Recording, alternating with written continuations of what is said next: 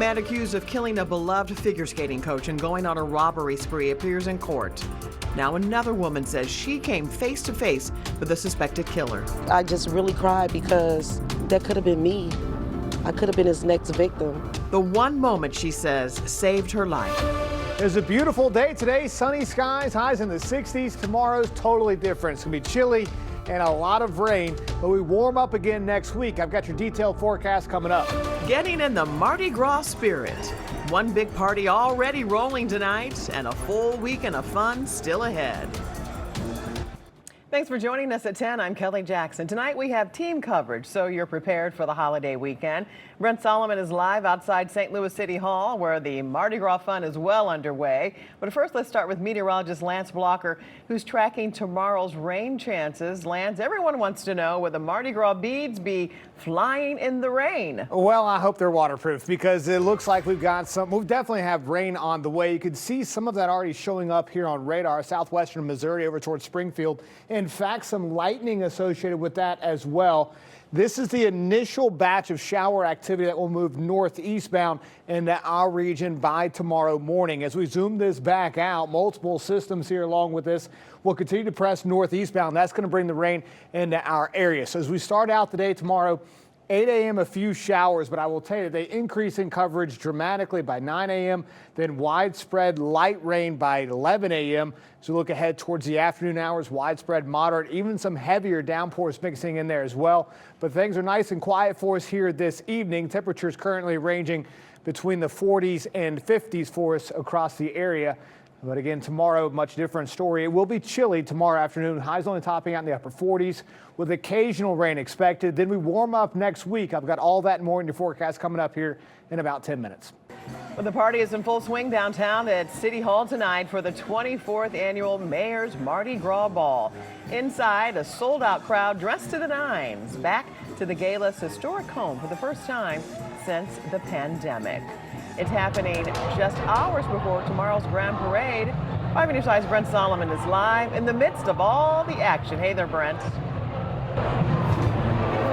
Well, I'll tell you what, the energy in the building is nothing less than what you would expect of St. Louis Mardi Gras. Let me go ahead and get out of the way, give you a live look at all of the neon lights glowing here across all 4 floors of the rotunda. The music and fanfare, those are the main attractions, but this year the celebration is serving a much more urgent purpose. It's undoubtedly the social event of the season. From stilt walkers to aerial entertainment, the Mayor's Mardi Gras Ball has officially reclaimed the rotunda, packed floor to ceiling. The excitement that we got from people after we announced we were coming back here to City Hall was amazing, so I'm not surprised. Organizers say the 24th year is a sellout.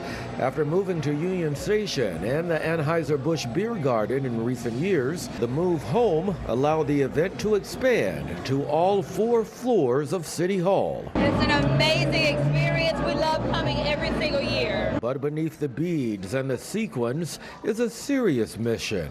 This year, proceeds from Friday night's event will be redirected from Soulard neighborhood grants to a mission the whole city is familiar with. Dedicating the proceeds of tonight to helping recover from the May 16th tornado. Isn't it a great cause we're all celebrating tonight? For many living in North City, the need for funding remains critical as families still struggle to rebuild their homes and lives. This is truly a regional event. We can bring people from all over the area to come and support the city of St. Louis, which is the heart of the region. As music and camaraderie fills the halls, the message is clear.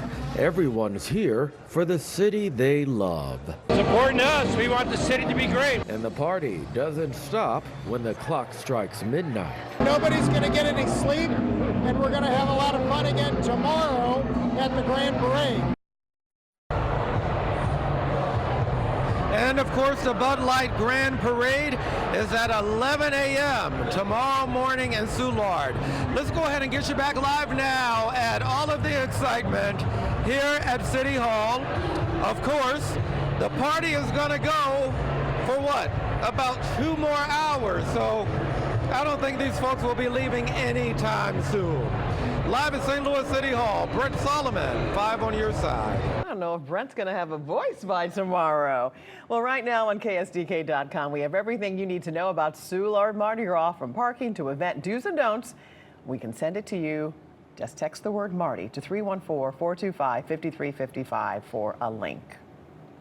New at 10, a St. Louis woman says she too came face to face with a man now charged with fatally shooting a customer in a Starbucks drive-thru.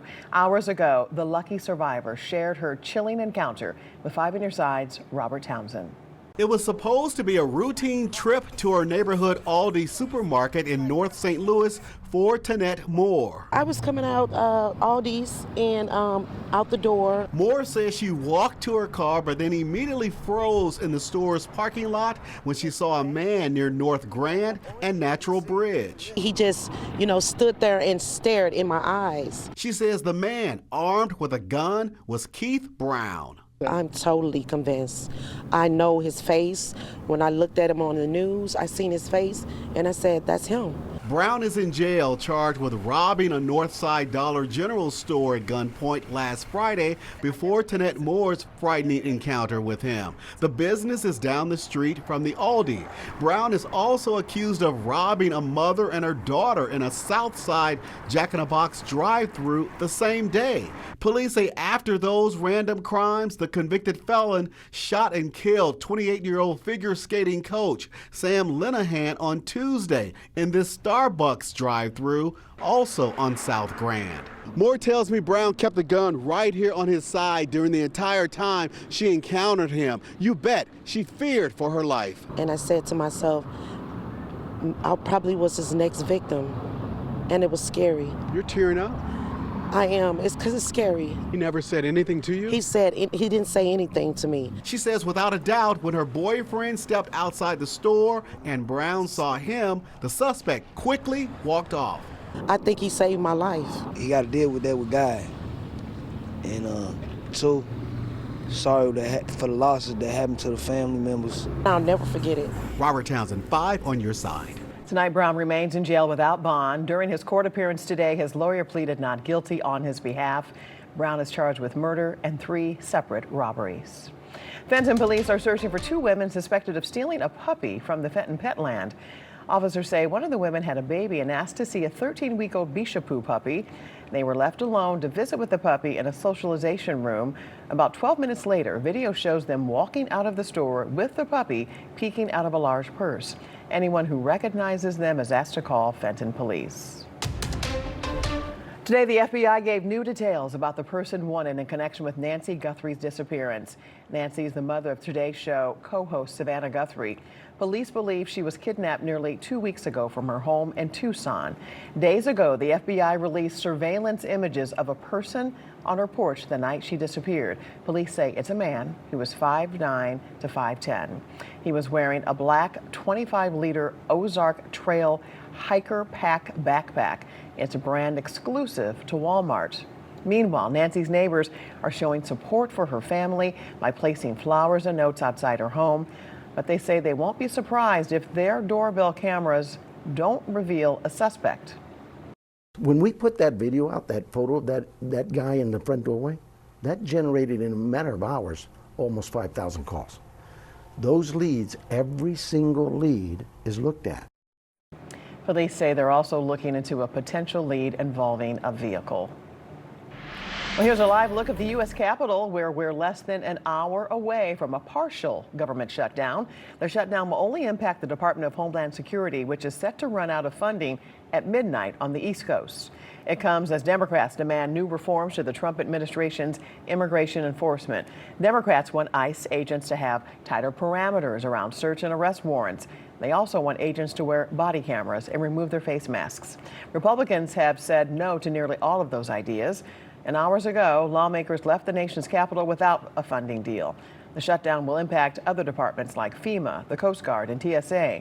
However, ICE will remain active because of funding approved by Congress last summer.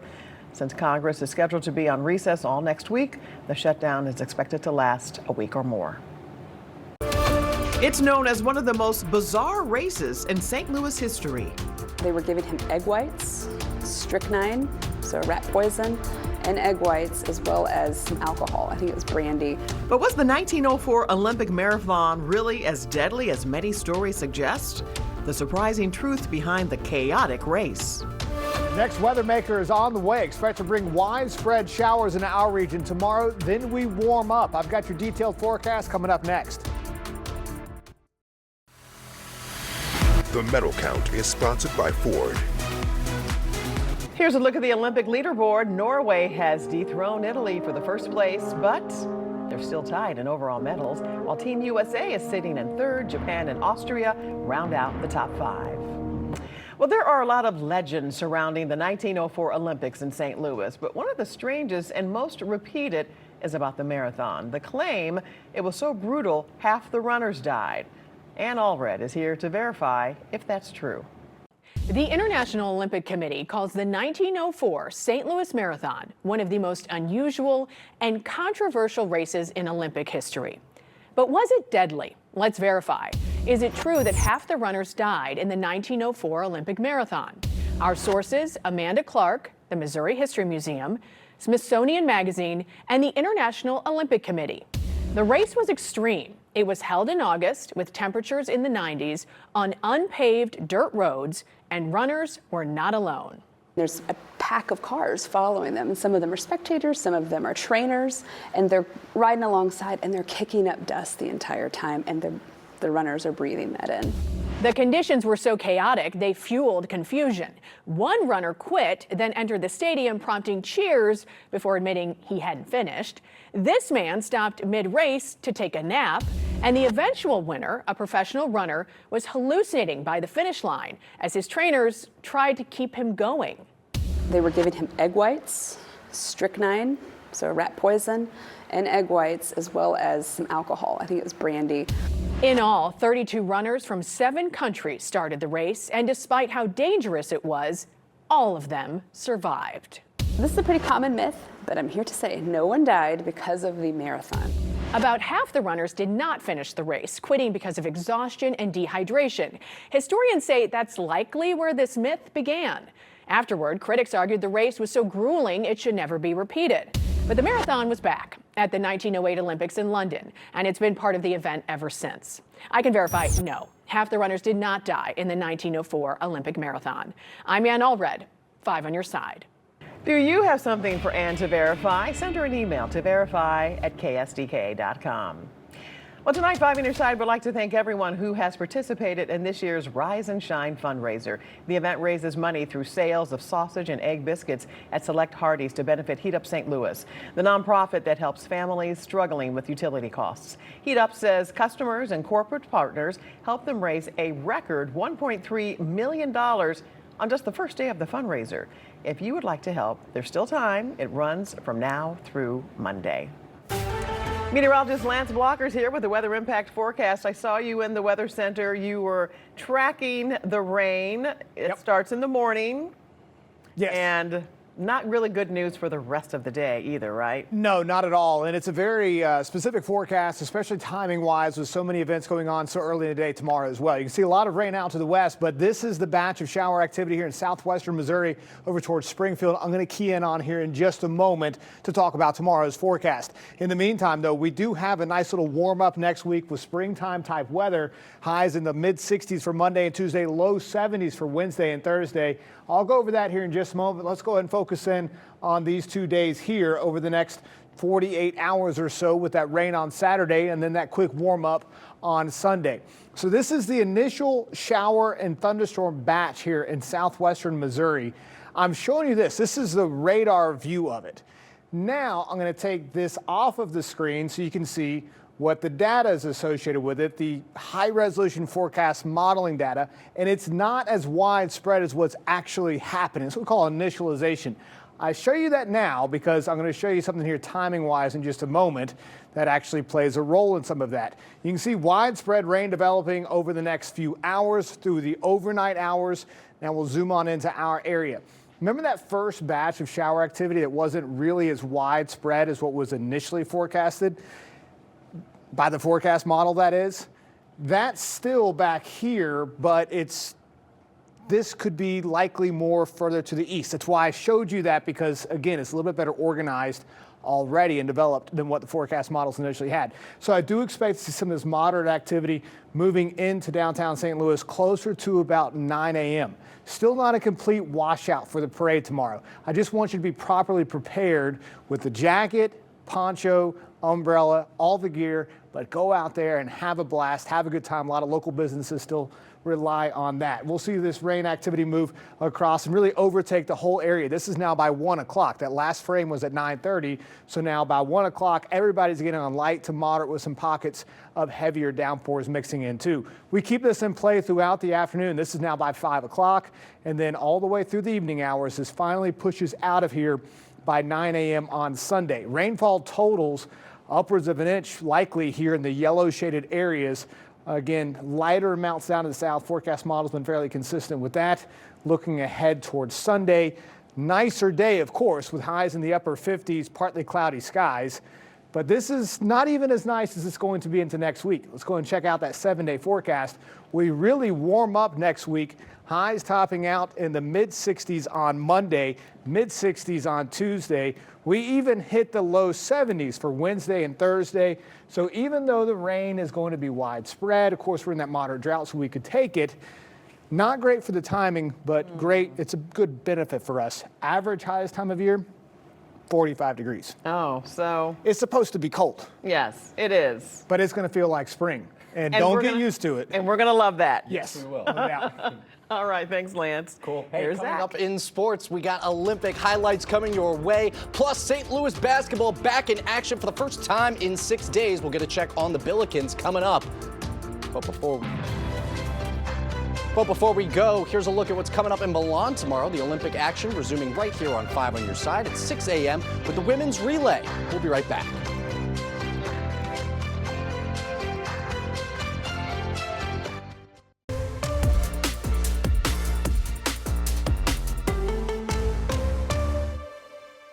St. Louis basketball is back after a break that seemed like an eternity, but it was actually only 6 days. The number 18 ranked Bills are on the road, taking on the Ramblers of Loyola Chicago. Robbie Avila and company looking for win number 18 in a row. First half action, Quentin Jones playing big down low, massive block, turns it into the transition game, and who's there? Dion Brown, crafty layup from the senior. Later on, Bills up 4.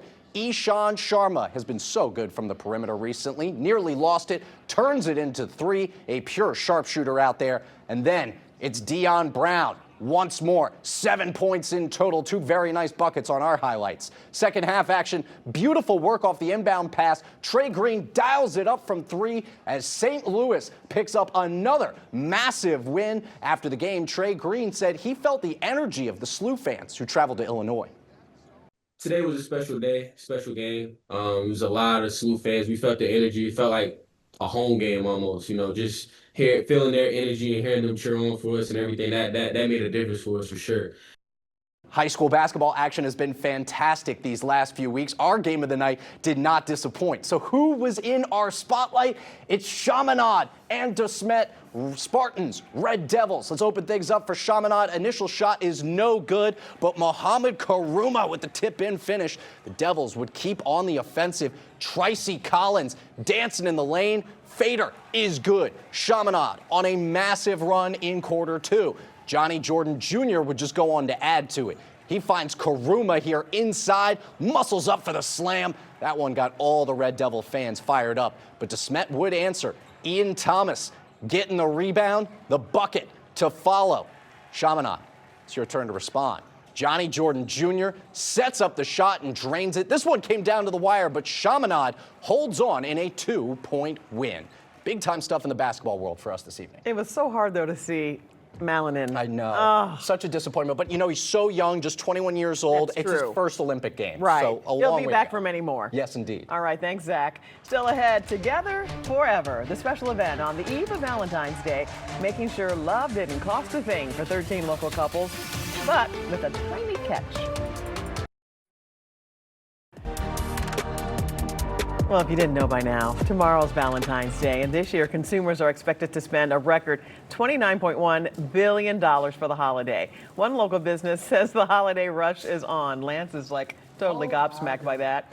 Walter North Florist says the day before Valentine's Day is one of its busiest of the year, and they tell us preparations for the Day of Love started months ago.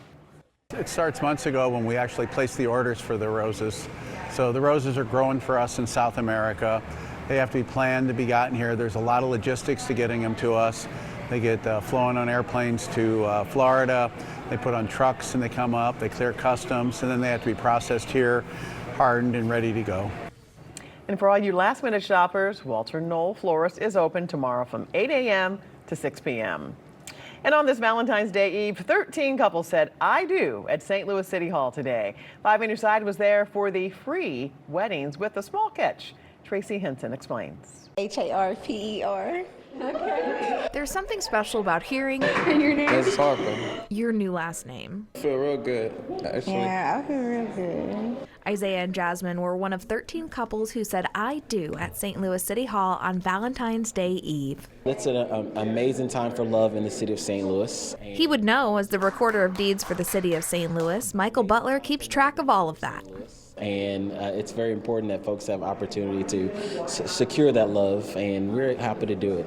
As a pre-Valentine's Day treat, his office organized free weddings, flowers, officiant, and all. 13 free weddings. 13? Yes, and we're also taking a few folks that are walk-ins as well.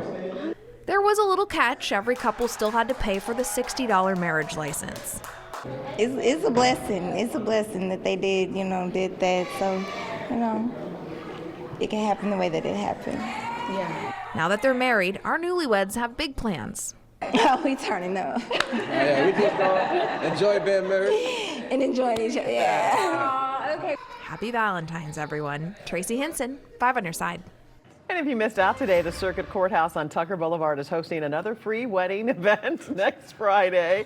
Lance? Well, I'm still in awe over $29 billion. Yeah. That was something else. That's a lot, isn't it? It's a lot of money. It's all on flowers, too. Flowers, Chocolates. candy, Yeah, maybe diamonds. Right. You know, sure. a few people getting a little bling. $23 billion bet on the Super Bowl last week. So 29 on Valentine's Day. You know, it evens out. That's right. Love All is right, let's greater go than ahead and football. jump over before I forget to do this. Rain arrives tomorrow morning about 9 a.m. It clears the region by probably 11 p.m. And then we move into spring. But again, the last week of February is going to be cold, so just FYI. All right, thanks so much for joining us. Be sure to start your day with Today in St. Louis weekend beginning at 5 a.m. Have a great tomorrow.